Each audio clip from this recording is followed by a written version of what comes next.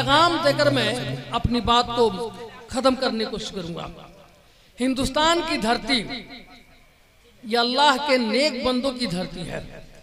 यहाँ सूफिया की आमद होती रही है और मुल्क के गोशे गोशे और कोने कोने में अल्लाह के नेक बंदे आराम फरमा हैं।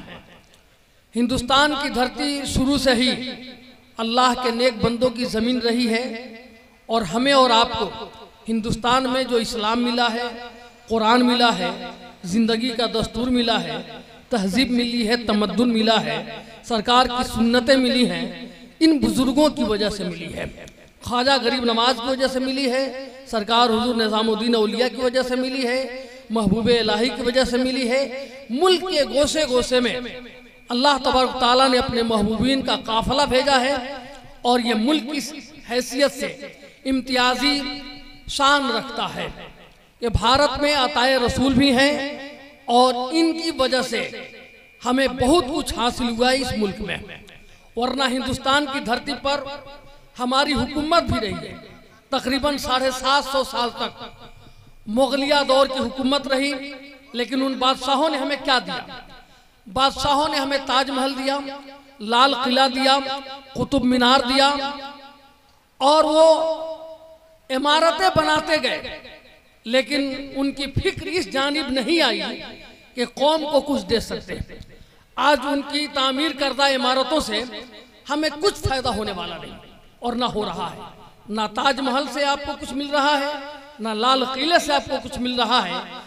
जिस वक्त दुनिया एक्सपोर्ट यूनिवर्सिटी बना रही थी ना, हमारे बादशाह उस वक्त ताजमहल की तामीर कर रहे थे। काश ये लोग अपनी मिल्लत के लिए, अपनी कौम के लिए कुछ यूनिवर्सिटीज, कुछ कॉलेजेस बना दिए होते तो आज हमारी कौम की ये बुरी हालत नहीं होती।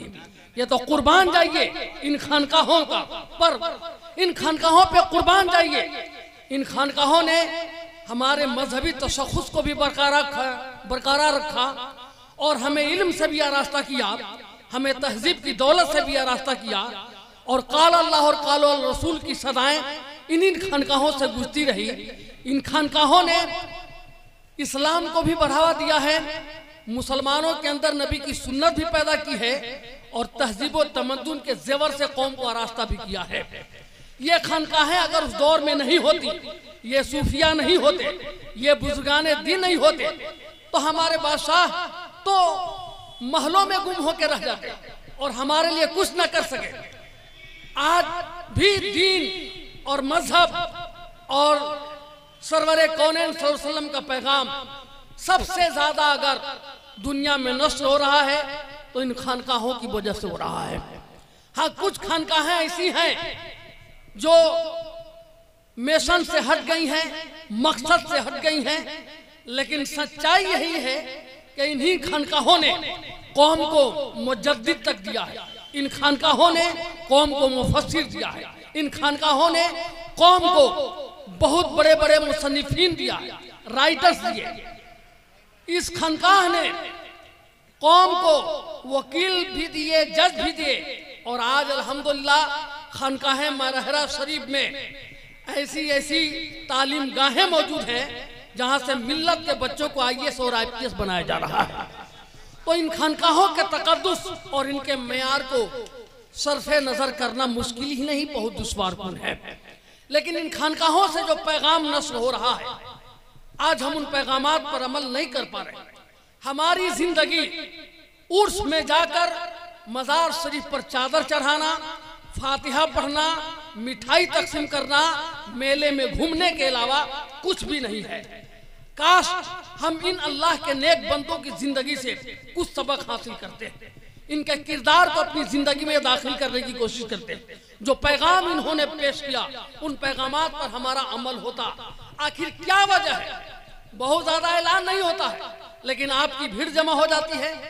आज हम गए थे अभी जाड़े में सरकारे सुरकाही अली रहमा का उर्स होता है ना, कोई ऐलान नहीं, कोई पोस्टर नहीं, लेकिन पैदल चलना पड़ता है 6-6 किलोमीटर। वजह क्या है? इन्होंने अपनी जिंदगी को अल्लाह की इबादत और मुस्तफ़ा की अताअत में इस कदर गुजारी है, इसके रसूल और इसके अल्लाह की भट्टी में इस तरह जलाकर ज्वालामुखी बना दिया है कि जमीन के ऊपर थे तो भी अल्लाह ताला के बंदों की भीड़ लगी रहती थी। आज जमीन के अंदर चले गए हैं तो भी मखलूक खुदा की भीड़ लग रही है। क्या हो जाए, बहुत बड़े बादशाह थे ये जो आज सरकार मुसल्ली अली रहमा है, सरकार सूफी फजल हक अली रहमा है, ये बहुत बड़े कुर्सी के मालिक थे, इक़्तिदार के मालिक थे, बहुत बड़े लीडर थे, बहुत ज्यादा दौलत थी। नहीं थी दौलत, बस एक दौलत थी, इसके रसूल की दौलत थी, मोहब्बत मुस्तफ़ा की दौलत थी। और ये वो दौलत है ना सुभान अल्लाह, सुभान अल्लाह, मरने नहीं देती। ये वो दौलत है जो इंसानों को मिटने नहीं देती। ये दौलत अगर पैदा हो गई तो इंसान तारीख की पेशानी पर झूमर बन करके हमेशा चमकता रहता है। जमाना गुजर जाएगा लेकिन की मोहब्बत आपके दिलों में रहेगी, इसलिए कि जो खुद को फना फिल्लाह कर देता है अल्लाह ताला आम बंदों के दिलों में उसकी मोहब्बत को दाखिल फरमा देता है। अब जमीन पे रहे तो भी मोहब्बत होगी, जमीन के अंदर रहे तो भी मोहब्बत होगी। लेकिन क्या वजह है, इनकी सीरत सरकार की सुन्नत के हिसाब से गुजरी और मिल रही है। और इनकी जिंदगी का हर दिन आप पढ़ेंगे तो महसूस होगा कि सुन्नत सरकार मदीना के खिलाफ जिंदगी का कोई अमल है ही नहीं। लेकिन आज अगर हम इनके उर्स में आए हैं तो हमें भी कुछ पैगाम मिलना चाहिए। आप गौसे पाक रज़ियल्लाहु ताला अन्हो का यह महीना है और उनकी कई महफिलों में आपने शिरकत की होगी। एक बात मैं आपको सिर्फ बताना चाह रहा हूं, वो पढ़ने के लिए अपनी माँ से बोले कि मैं जाना चाह रहा हूं, तो माँ ने क्या कहा था, बेटा जा। और माँ को इल्म था कि ये आखिरी मुलाकात है। माँ बोली कि बेटा जा तो रहे हो लेकिन इसके बाद हमारी और तुम्हारी मुलाकात क़यामत से पहले नहीं होगी। क्या था, इल्म और इल्म रसूल से वो उनसियत थी, उन्हें वो मोहब्बत थी कि इल्म हासिल करने के लिए माँ भेज रही है, ये जानते हुए कि अब जो मुलाकात होगी वो क़यामत से पहले नहीं होने वाली है। खानकाहों ने इल्म दिया है और आज भी खानकाहों से इल्म मिल रहा है, लेकिन आज हमारा इल्म कहाँ चला गया, हमारी तालीम का हाल क्या है, हमारे बच्चे कितना पढ़ रहे हैं, ये सोचने वाली बात है। हम गौसे पाक रज़ियल्लाहु ताला अन्हु के नाम का लंगर तो चलाते हैं, महफिल चलाते हैं, लेकिन उनके पैगामात पर अमल हमारा नहीं है। जिस वक्त सरकार मदीना सल्लल्लाहु अलैहि वसल्लम ने मक्का में पहला ऐलान किया था अपने नबी होने का, खुदा के एक होने का, सिर्फ 11 लोग ऐसे थे जो पढ़ना लिखना जानते थे मक्का और मदीना में। लेकिन 23 साल के बाद जब आखिरी पैगाम मेरे आका ने जबल रहमत से दिया था तो 1,24,000 इंसानों की जबान पर था ला इलाहा इल्लल्लाहु मुहम्मदुर रसूलुल्लाह। लोग पढ़ना लिखना जानते थे। 23 सालों के बाद 1,24,000 इंसान पढ़ना लिखना सीख गए। और आज उसी रसूल की उम्मत का हाल यह है कि तालीम के एतबार से हम इतने पीछे चले गए कि 2014 में सच्चर कमेटी बैठाई गई कि मुसलमानों के पिछड़ने की वजह क्या है। कमेटी ने जो रिपोर्ट पेश की, रिपोर्ट में यह कहा गया था कि मुसलमानों का इल्म से रिश्ता धीरे धीरे खत्म होता जा रहा है, जिसकी वजह से ये बहुत बैक चले गए, पीछे चले गए। तो आज जरूरत है इस कौम को अगर तरक्की करना है, आगे बढ़ना है, तो तरक्की का रास्ता सिर्फ एक है और वो रास्ता एजुकेशन का रास्ता है, इल्म का रास्ता है। मैं कहता हूं कि इन खानकाहों ने इल्म को इतना फरोग दिया कि मैं उस वक्त कह रहा था कि बादशाहों ने सिर्फ ताजमहल दिया, लाल किला दिया। सर सैयद अहमद खान चाहे वो कुरान का तर्जमा लिख के फिसल गए, अकीदे चाहे जिस एतबार से उनके खत्म हो गए, लेकिन उसने एक बहुत बड़ा काम किया अलीगढ़ मुस्लिम यूनिवर्सिटी का कयाम करके, और डॉक्टर जाकिर हुसैन ने जामिया मिलिया इस्लामिया का कयाम करके। इन दोनों लोगों ने हिंदुस्तान की धरती पर मुसलमानों के इल्मी वकार को बचा लिया। और उसके बाद कुछ देखा जाए तो कुछ नजर नहीं आ रहा। इसलिए आज के हद में जरूरत इस बात की है कि हमारी ये सूफिया, ये हमारे बुजुर्गान दीन हमें इल्म भी दिए, अखलाक भी दिए और सरवरे कौनैन की सुन्नतों से हमारी जिंदगी को आरास्ता भी किया। इन खानकाहों ने बड़े बड़े इंसान बनाए हैं, तो आज इन खानकाहों में आइए आप, तो दुआ कीजिए कि मौला इस खानकाह का फैज ऐसा अता फरमा कि हम अपने मुल्क के लिए भी कामयाब हो सकें, समाज के लिए भी कामयाब हो सकें और दुनिया हमें देखकर नबी का गुलाम कह सके। तो हमारा ना किरदार वैसा है, ना एजुकेशन वैसा है। मैं बस ये पैगाम आपको देना चाहता हूँ कि आज इन खानकाहों से आइए तो आप मज़ार पे चादर चढ़ाइए ना चढ़ाइए, अगर इनको खुश करना है तो इनके किरदार को जिंदगी में दाखिल करने की कोशिश कीजिए। किरदार कैसे संवरेगा? आज इस ठंडी के मौसम में आप इन पर 500 रुपए की चादर न चढ़ा करके 50 रुपए की भी चादर चढ़ा देंगे तो बात बन जाएगी, नहीं भी चढ़ाएंगे तो बात बन सकती है, लेकिन वो 500 रुपए की चादर खरीद कर एक गरीब के बदन पे डाल देंगे ना तो साहब मज़ार भी मुस्कुरा उठेंगे और अल्लाह की रहमत भी आप पे मुस्कुरा उठेगी। सुभान अल्लाह, सुभान अल्लाह। ये वो काम कीजिए जिस काम से इनका भी मज़ार लोगों के लिए मर्जा बने और आवाम इंतजार करे कि इनका उर्स कब होगा, कि हजरत के उर्स में इनके चाहने वाले इन पर नहीं गरीबों पे चादर चढ़ाया करते हैं। तो ऐसा कुछ काम किया जाए। और मेरी बात ये सुने आप, इन खानकाहों ने सबसे ज्यादा जोर दिया है तहजीब पर, तमद्दुन पर और इल्म पर। तो आज हमारा रिश्ता अगर इल्म से फिर से मजबूत हो जाता है तो दुनिया में हम भी शान से जी सकते हैं, और ना हम कुचले जा रहे हैं। यही हमारी हालत है। आज मुझे बहुत खुशी हुई है कि हमारे जानने वाले 2 लड़के बीपीएससी के पीटी निकाले हैं। मैंने कोशिश की और हज भवन में वो मेंस की तैयारी के लिए उनका एडमिशन हो गया। अल्लाह करे कि वो कल होकर IAS IPS बन सके। तो जरूरत इस बात की है कि आप एजुकेशन के रूट में आइए। हम जिस नबी के कलमा पढ़ते हैं ना, उन पर कुरान की जो पहली आयत नाजिल हुई वो एजुकेशन से रिलेटेड है, तालीम से। इक़रा बिस्मि रब्बिकल लज़ी पढ़िए, पहली आयत कुरान की नाजिल हो रही है, वो तालीम से, शिक्षा से रिलेटेड है। और उसी रसूल की उम्मत अगर पढ़ी लिखी ना हो तो वक्त का सबसे बड़ा अलमिया है, सबसे बड़ा हादसा है। आपका बेटा IAS बन सकता है, IPS बन सकता है, वकील बन सकता है, इंजीनियर बन सकता है, जज बन सकता है, लेकिन आप क्या सोचते हैं उसके बारे में? आपने ये सोच लिया है कि बस मैं कुछ नहीं था, हमारी औलाद भी कुछ न बने। नहीं, जहन में टारगेट लीजिए। और आप कंट्रोल करना चाहते हैं ना, तो 8 साल से लेके 18 साल तक की उम्र में तक जो इंसान, जो माँ बाप अपनी औलाद को संभाल ले, उसका बच्चा कुछ न कुछ जरूर बन जाएगा। यही उम्र है बनने की और यही उम्र है बिगड़ने की। आपने देखा शोएब आफ्ताब नाम का एक लड़का, हमारी जमात का, हमारी कौम का, नीट के एग्जाम में 100% नंबर लेकर आया, 720। अखबार के हर पन्ने पर उसकी तस्वीर छपी थी। पूछा गया इतना बड़ा काम तुमने कैसे किया? हिंदुस्तान की आजादी के बाद इतना नंबर आज तक नीट के एग्जाम में कोई नहीं लेकर आया, तुम कैसे लाए?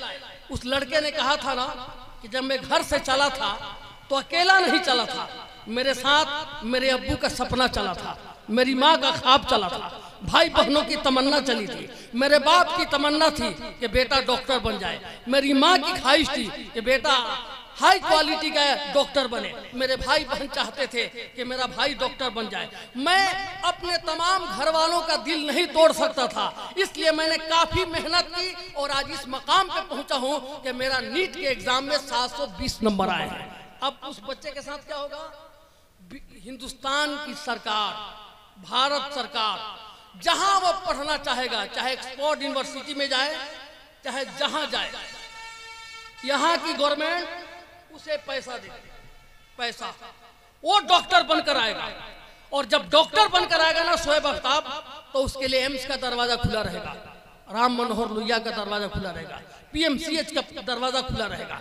अभी बिलाल नाम करके एक बिहार का लड़का टॉप किया है ना नीट के एग्जाम में, 600 मुस्लिम बेटियां, 600 मुस्लिम बेटियां इस बार बिहार में नीट के एग्जाम में कामयाब हुई हैं। तो जो पढ़ रहे हैं ना, मंजिल उनके कदमों पे नजर आ रही है। अगर आप चाहते हैं कि इस मुल्क में, पूरी दुनिया में आपका तशख़्ख़ुस बरकरार रहे, तो अपना रिश्ता इल्म से मजबूत कीजिए। अफसोस हो रहा है हमें, अभी माजी प्रखंड में उर्दू की इतनी सीट वैकेंट है, खाली है, कि वहां सर्विस करने वाला कोई मुसलमान नहीं नजर आ रहा है।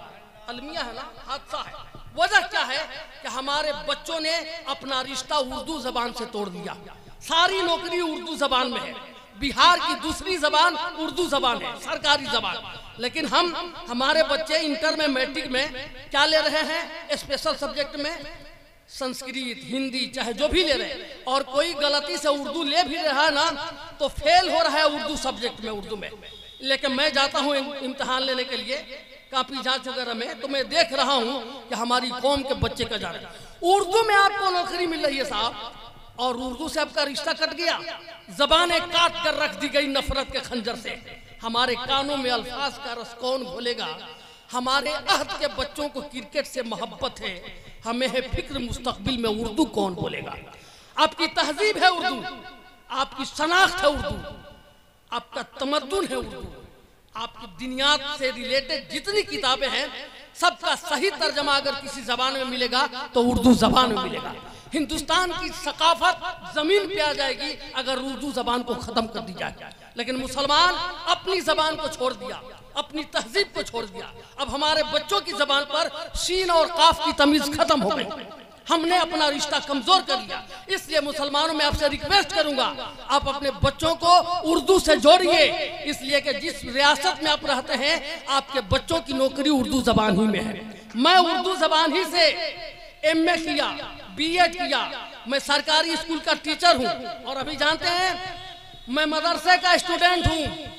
और मैं जब पढ़ के आया ना सोफिया से, राजेंद्र कॉलेज में MA में टॉप किया, मैं B.Ed किया राजेंद्र कॉलेज से, JP यूनिवर्सिटी से, उसमें भी मैं टॉप आया था। और जानते हैं अभी अकेला आदमी हूँ मैं, अकेला मदरसा का पढ़ा हुआ, पूरे जिला छपरा में बिहार स्टाफ सिलेक्शन कमीशन का अकेला मेरा रिजल्ट आया था फाइनल में। 60,000 की नौकरी हमने छोड़ दी हमने नौकरी। क्यों छोड़ दी? छोड़ दिया इसलिए कि मेरा रिश्ता कौम से कट जाता, दीन से कट जाता। 60,000 की नौकरी थी, मैंने छोड़ दी। मिलाद से रिश्ता टूट जाता, मदरसे से टूट जाता, उलमा से टूट जाता। मैं स्कूल में हूँ ऑलरेडी, लेकिन मैंने क्यों कंपटीशन फेस किया? ये बताने के लिए कि मदरसा में पढ़ने वाला इंसान कभी कमजोर नहीं हो सकता है। दुनिया के सुभान अल्लाह, बेशक बेशक, हर रूट में कामयाब हो सकता है। देखिए डॉक्टर अख्तर परवाज हबीबी साहब, ये भी नारे तकबीर, नारे रिसालत, मसलक आला हजरत सार इस्लाम जनाब अख्तर परवाज हबीबी, सार इस्लाम जनाब अख्तर परवाज हबीबी, जश्न गौसुल आज़म कॉन्फ्रेंस, उर्से सरकारे मुसल्ली, उर्से सरकारे मुसल्ली, जानशीने हुजूर सिराजुल अस्फिया, नारे तकबीर, नारे रिसालत। मैं अर्ज करना चाहता हूँ, खुदा के वास्ते आप अपने बच्चों को इल्म से रास्ता कीजिए, इल्म की दौलत से दूर मत छोड़िए उन्हें। और याद रखिएगा, जिस उम्र में बच्चों के हाथ में कलम अच्छा लगता है ना, उस उम्र में कलम ही होना चाहिए। जिस उम्र में बच्चों के हाथ में किताबें अच्छी लगती हैं, उस उम्र में किताब ही होनी चाहिए। आप अपने छोटे छोटे बच्चों के हाथों में ये 25,000 का मोबाइल दे करके आप उसके फ्यूचर से खेल रहे हैं, उसकी लाइफ से खेल रहे हैं, आप उसकी जिंदगी से खेल रहे हैं। जिस उम्र में हाथ में कलम अच्छा लगता है, कलम ही होना चाहिए। जिस उम्र में हाथ में किताबें अच्छी लगती हैं, उस उम्र में किताब ही होनी चाहिए। आज तो बहुत सी माएँ ऐसी हैं जो अपने बच्चों की जिंदगी बर्बाद कर रही है। छोटा सा बच्चा है, अपने रोटी पकाने के लिए मोबाइल में गेम लगा के दे दी उसे। अब वो बच्चे की आदत इतनी बिगड़ जा रही है कि जब तक वो गेम लगा के नहीं देती वो खाना तक नहीं खाता है। अब वो बच्चा कलमा पढ़ेगा, उसे दरूद शरीफ याद होगा, कुछ नहीं वो कर पाएगा। इसलिए आप अपने बच्चों के फ्यूचर को संवारने के लिए उन्हें शुरू से ही एजुकेशन के रास्ते पर डालिए।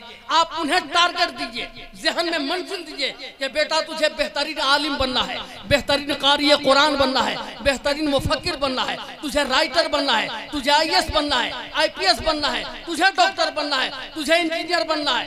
मैंने अपने मदरसे में शोभा खोल दिया, दारुल नईमिया में। हमारे मदरसे में जो बच्चे पढ़ेंगे पार्ट टाइम में उन्हें सॉफ्टवेयर कंप्यूटर का इल्म दिया जा रहा है। कंप्यूटर सीखो, मोबाइल बनाने के लिए सीखो, हुनर टेक्नोलॉजी से तुम आरास्ता हो जाओ, ताकि तुम्हें ये कौम 3,000 पर इमामत करने पे मजबूर न करे। आज हर मौलवी, हर मदरसे चलाने वाले को चाहिए कि अपने मदरसे के बच्चों को पार्ट टाइम हुनर से लैस करें, उन्हें कंप्यूटर चलाना सिखाएं, उन्हें मोबाइल बनाना सिखाएं, है ना। वरना ये कौम उन्हें 500 रुपए पे खरीदती रहेगी। सबका रेट बढ़ गया, लेकिन मौलाना 3,000 का चाहिए, 2,000 का चाहिए। बेशक। अब गलती से अगर इमाम साहेब निकाह की महफिल में बोल दिए कि 500 कम होता 200 बढ़ा दो, तो दूल्हा का बाप लीलगाय की तरफ फरक जाता है। 25,000 का ऑर्केस्ट्रा नचवा रहा है, लेकिन एक आलिम दीन को, एक काजी को, एक इमाम को अगर बात बन गई कि भाई 500 कम हो रहा है, कुछ बढ़ा दीजिए, अब देखिए छटपटा किसना रह रहा है। हमसे तो किसी किसी की मतलब हाँ हो ही जाती है, तबीयत जाती है उठा के पटक दे वही जहाँ ना। हाँ, इसलिए हम निकाह की दावत नहीं लेते, इसलिए कि झगड़ा हो जाता है हमसे, बर्दाश्त नहीं होता, इसलिए कि रगों में दौड़ने फिरने के हम नहीं कायल, जो आँख ही से न टपके तो फिर लहू क्या। वाह वाह वाह वाह वाह, सुभान अल्लाह सुभान अल्लाह। आज उलमा की मतलब लोग समझते हैं कि ये बेचारे ये बिल्कुल कुछ नहीं है, इनके पास ना बीबी है ना बच्चे हैं ना कुछ है ना, इन्हें 3,000 पे रखिए और दिन भर आके हमको सलाम करें। और एक इमाम साहब, एक हाजी साहब का पंखा बंद कर दिए ना, तो वो बाप रे बाप इमाम साहब को हटा के छोड़ा वो, ताकि हम हज करके आए हैं और आप हमारा पंखा बंद कर दिए। मैं कहा हाजी नहीं है वो हज नहीं बल्कि हद करने गया था। तो अर्थ ये करना है कि आप मौलाना शमशाद साहब किबला भी मदरसे को थोड़ा सा हाई लेवल पर ले जाइए, बच्चों को हाफिज कुरान भी बनाइए, हुनर से भी रास्ता कीजिए। आज इस अहद में एक इमाम को भी चाहिए कि खुद मुख्तार बनकर जिंदगी गुजारे, कौम का मोहताज बनकर न गुजारे। और कोई भी मौलाना आप भी चार्ज कीजिए इन लोगों से, जिस बारात में ऑर्केस्ट्रा हो, 50 गो स्कॉर्पियो आ रहा हो, आप उसे कहिए कि हम भी 2500 रुपया लेंगे तो निकाह पर। लेकिन अगर आप कह दीजिएगा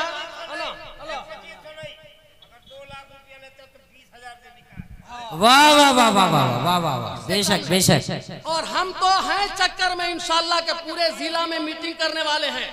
अब वक्त आएगा, वो अभी एक बहुत बड़ी कॉन्फ्रेंस होने वाली है, तहरीके बेदारी कॉन्फ्रेंस।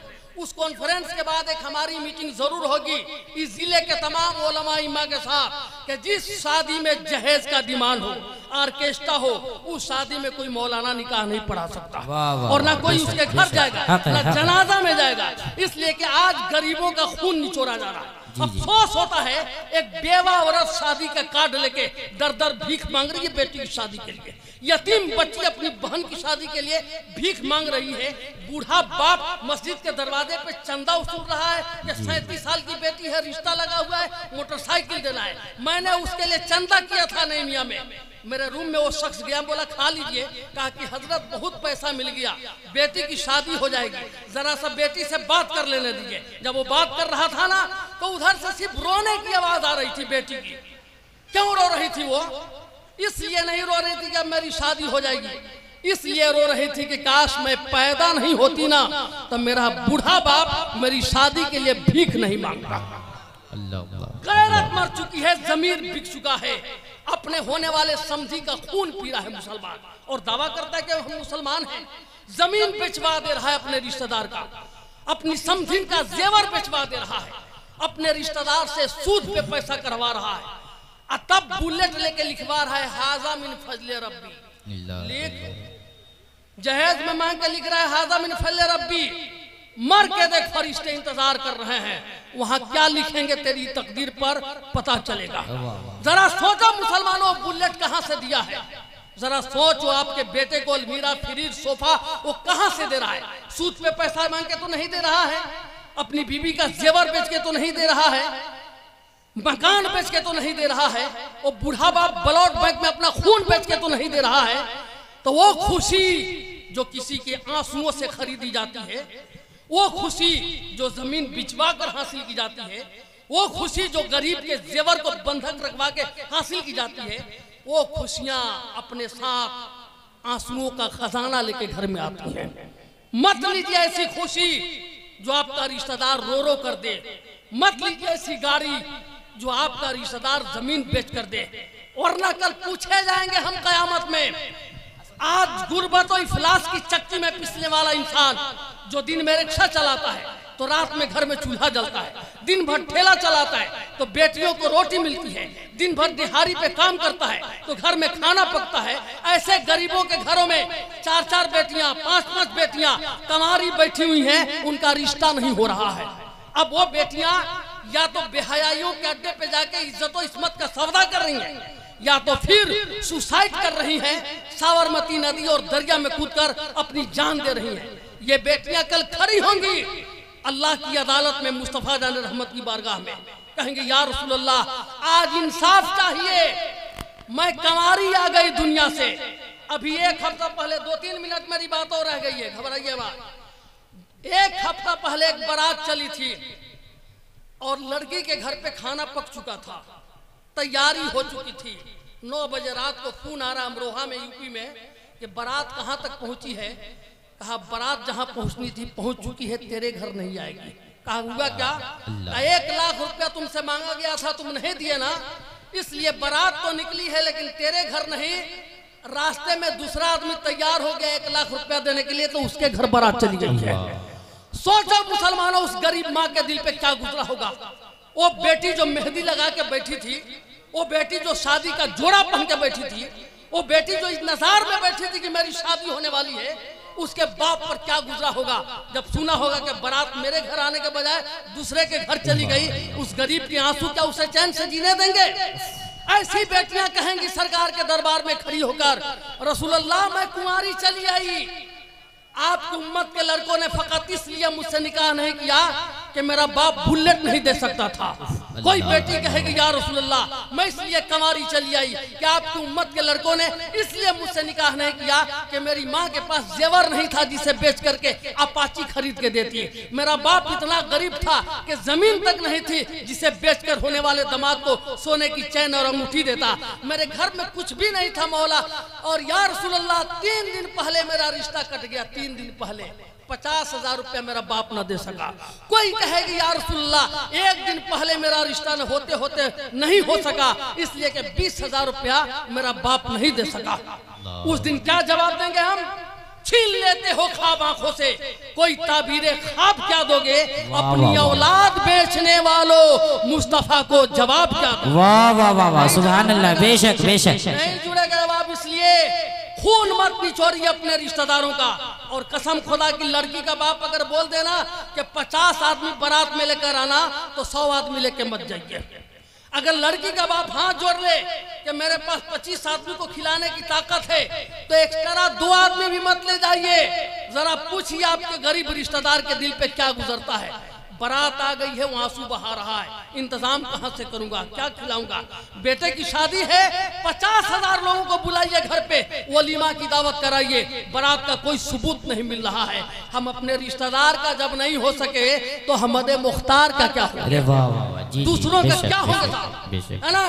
मुल्क शाम में एक बाजार है, बाजार में एक दुकान मुसलमान की है, बाकी दुकानें ईसाइयों की है। शाम का वक्त है, दुकानें बंद हो रही थी। एक यहूदी आया, उस मुस्लिम दुकानदार से कहा कि भाई जौ है क्या? कहा है। कहा 5 किलो मुझे दो। कहा कि मैं तुमको नहीं दूंगा, ये सामने वाली दुकान पे जाके ले लो। गया, वो ईसाई की दुकान थी, 5 किलो जौ लिया।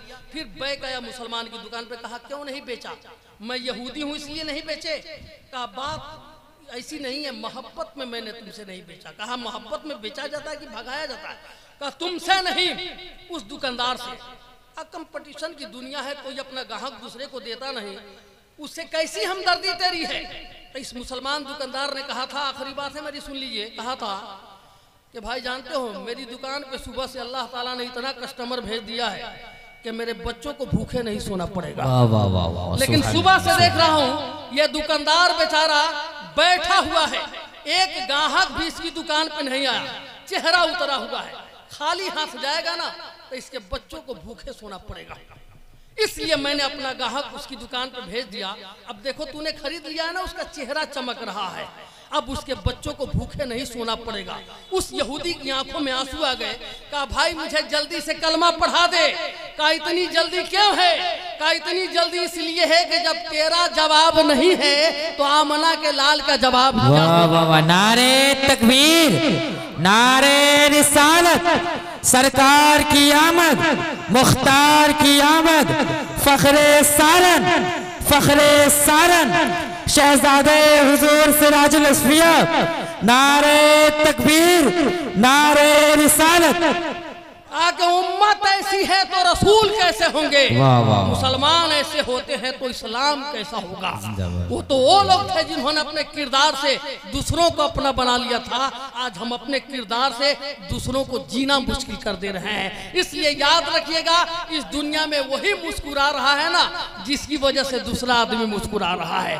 उसी की औलाद दूसरे के घर में मुस्कुरा रही है जिसकी आंगन में दूसरे की औलाद आके मुस्कुरा रही है। इसलिए ये पैगाम था मेरा, अगर दिल पे उतर जाए तो अमल कीजिएगा, एजुकेशन पर ध्यान दीजिए, रिश्तेदारों के साथ अच्छा सुलूक कीजिए, किसी को रुलाने के बजाय पॉकेट में ऐसा रुमाल रखिए जिससे मोहब्बत की खुशबू आए और बहते हुए आंखों से आंसू को साफ करके ये पैगाम दीजिए कि हम मुस्तफ़ा के गुलाम हैं।